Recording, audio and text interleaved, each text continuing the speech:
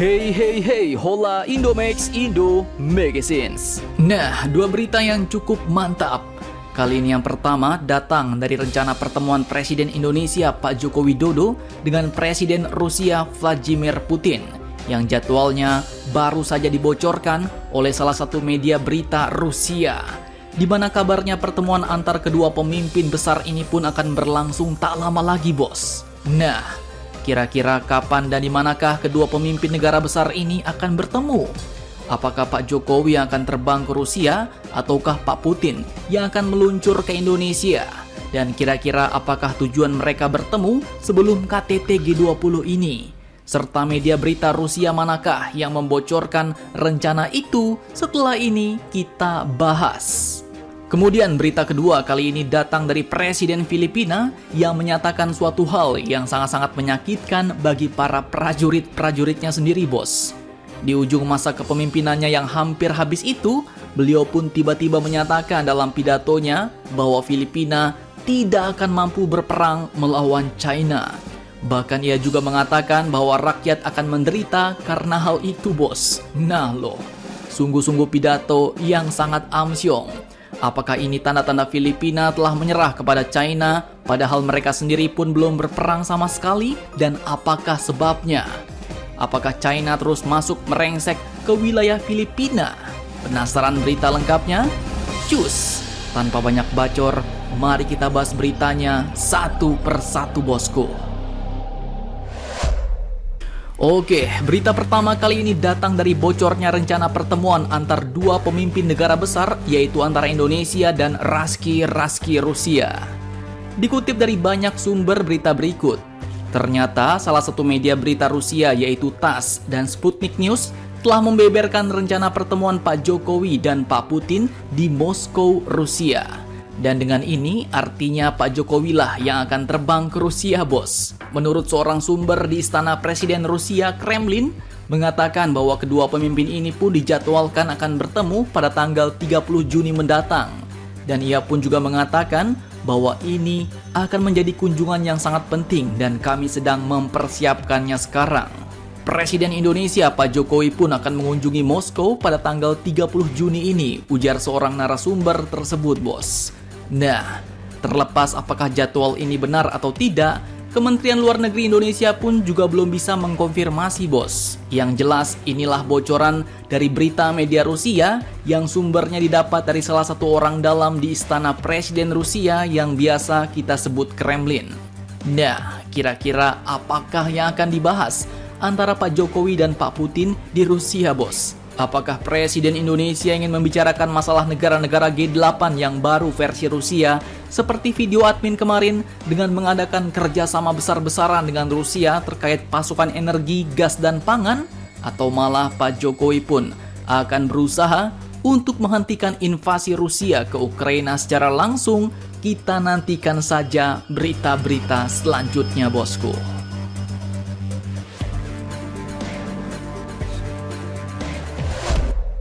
Oke, kemudian berita kedua kali ini datang dari Presiden Filipina, Mr. Rodrigo Duterte, yang sebentar lagi akan digantikan jabatannya oleh Presiden baru Filipina yaitu Ferdinand Marcos. Nah, di penghujung masa kepresidenannya ini, Pak Duterte pun ternyata membuat pernyataan yang cukup amsyong nih, bos. Bagaimana tidak?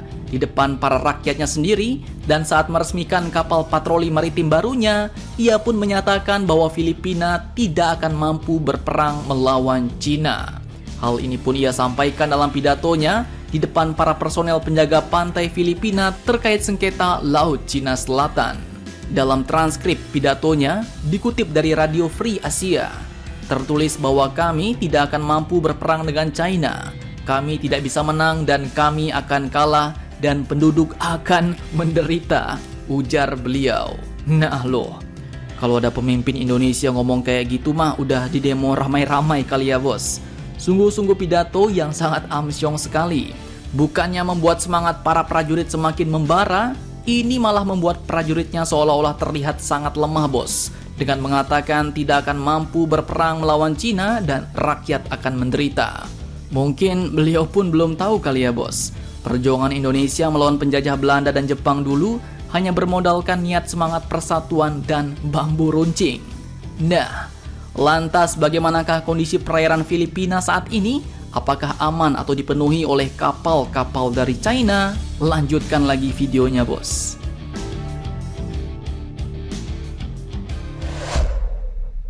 Oke, masih dari sumber yang sama. Sebelumnya, pada hari Kamis lalu, Departemen Luar Negeri Filipina ternyata baru saja mengumumkan protes atas kembalinya lebih dari 100 kapal China yang beroperasi secara ilegal di perairan Filipina di dalam dan di sekitar Julian Felipe Reef pada 4 April 2022 kemarin.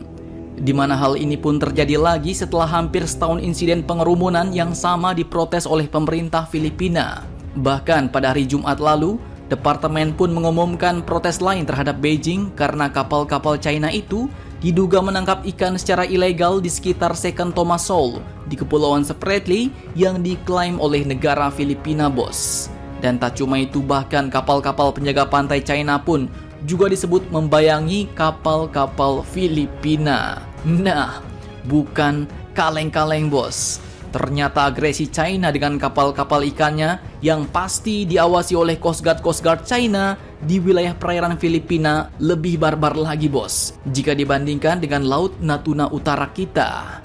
Entah karena Filipina kurang tegas dalam mengusir kapal-kapal tersebut, atau malah Filipina sendiri pun kekurangan armada, admin pun ya kurang tahu, bos.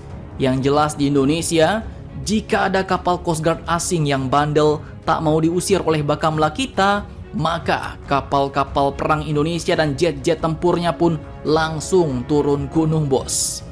Kalian ingat seperti kejadian tahun 2019 lalu, di mana kapal-kapal perang Indonesia yang bersenjatakan rudal langsung turun gunung mengusir kapal-kapal Coast Guard China di Natuna Utara. Bahkan kapal-kapal pengawas perikanan Vietnam pun pernah adu banteng alias tabrak-tabrakan dengan kapal perang Indonesia. Untungnya Indonesia pun masih menjaga sikap dengan tidak mau menembak kapal itu. Nah, jadi bagaimana menurut kalian tentang dua berita mantap hari ini? Silahkan kalian cocor-bacor di kolom komentar, bos. Akhir kata seperti biasa, admin ucapkan tetaplah kalian barbar dan jangan santuy terus. Demi Indonesia maju, salam Indomax, Indo Magazines.